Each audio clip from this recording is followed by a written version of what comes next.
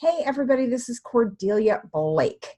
Thank you for tuning in. Today I'm going to talk to third-party Amazon sellers about how to do a really quick numbers check. This can be done year-end or really anytime you want to compare two time periods. Now, doing your books is super important to your business, and you really can't understand how you're doing until you've completed your books, you know, your P&L and all that good stuff. Having said that, it can be a little daunting. So what I've done is broken down my numbers into some really quick figs, which I'm going to show you. And then I'm going to show you exactly how I did the math and did the reports in Amazon so that you can pull your own numbers.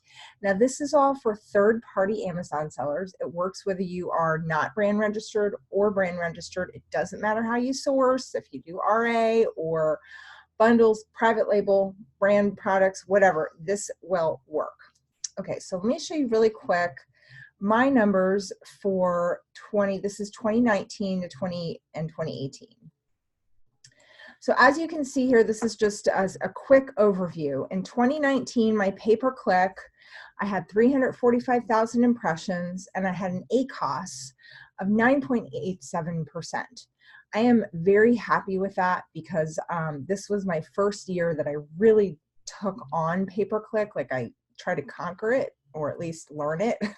And I think I did really well. An ACOS of less than 10% is very good for pay-per-click. So that was my pay-per-click results. My orders were up 37% from 2018, and my revenue was up 130% from 2018, which means I more than doubled my revenue, with only increasing my orders by 37%. So as I said, this is just a really quick business snapshot, but it really gave me a quick overview. And you can, of course, pull more numbers if you want, but one of the things I find is that pulling reports and pulling numbers, it can seem a little overwhelming to me, and so I tend to put it off. So I wanted to show you guys because I really think every single person who's an Amazon seller and every business should be able to understand how they did this year over last year.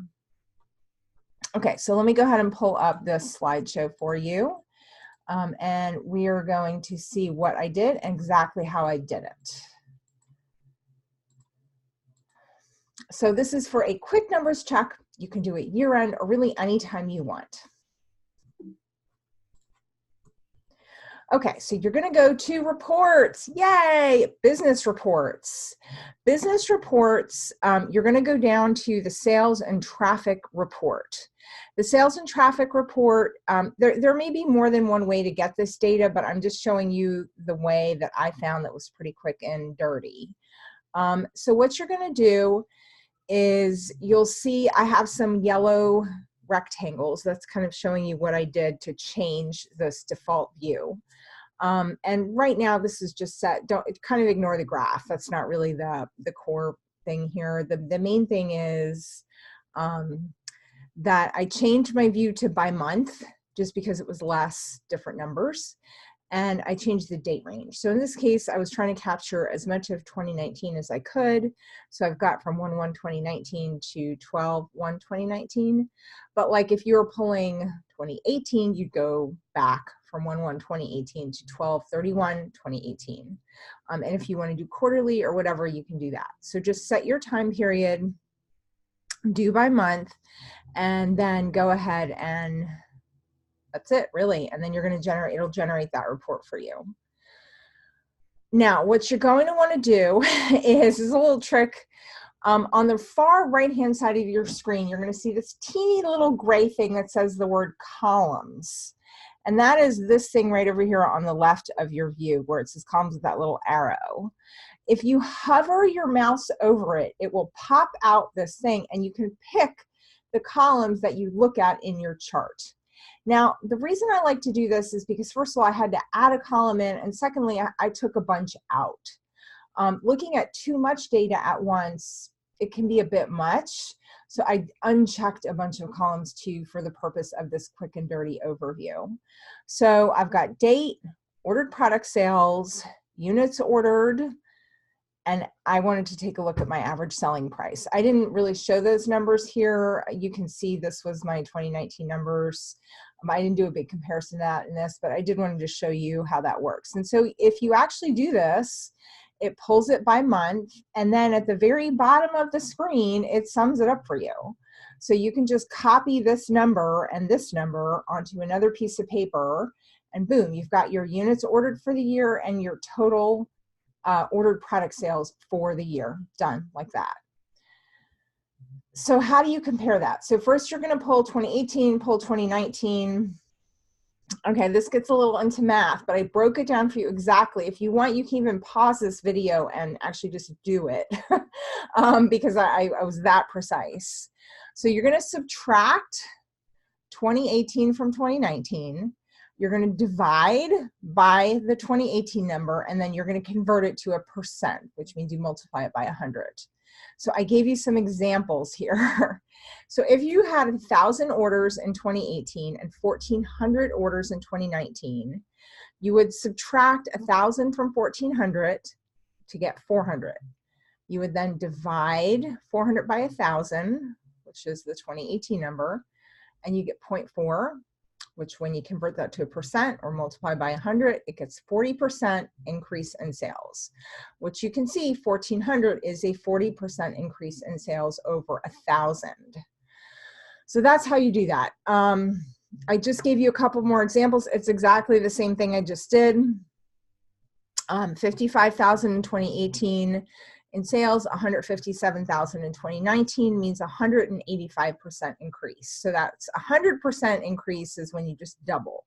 So it's double plus 85%, 185% increase in sales revenue. And then I just wanted to show you in case it goes down instead of up, which is important to understand and sometimes can be good. Like sometimes you might sell less units, but you have a higher revenue. Perfect. So if you had 1,200 orders in 2018 and 1,000 orders in 2019, you still do it in the same order. So you would still subtract 2018 from 2019. And in this case, you would get minus 200. You divide minus 200 by 2018, which is 1,200, and you get minus 0.17, which means it went down by 17%. So that would mean your orders went down by 17%. So go ahead and pause this and do your own math, but that's how you do it. And then I wanted to show you how I did my pay-per-click analysis also.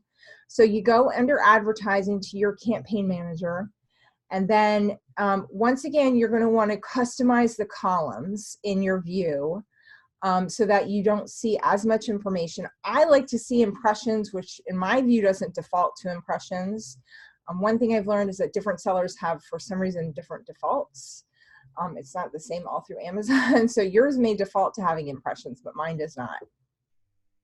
So check the columns you want to see. I recommend, at the very least, start date, end date, impressions, spend, and sales. So then you can, and then you're just going to look below and it's going to generate that data for you. You'll see your number of impressions. You're going to pick the date range, just like you did in the other report. So in this case, I did year to date, which would be 2019, but you can also set a beginning and an end date. And then you're just going to go ahead. You could see your impressions, your spend, how much money you spent, how many orders resulted from that, the sales figure, and your ACOS. So that's all there for you. Again, excuse me, here's my numbers. I didn't show some specifics for YouTube consumption, but I did show my ACOS, my number of impressions, and my orders were up and my revenue was up. So thank you so much for watching this video. Please feel free to comment if there's other data that you recommend in your quick overview that you do in your business. We have classes available for people. Right now we have a great class on Amazon listings, listing writing, which is incredible. It can increase sales just by rewriting your listings alone.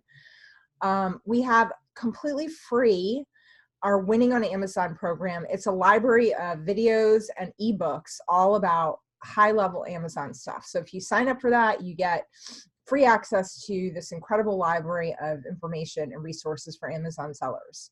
If you join our incredible community, Scanner Society, you get to be in our awesome Facebook group.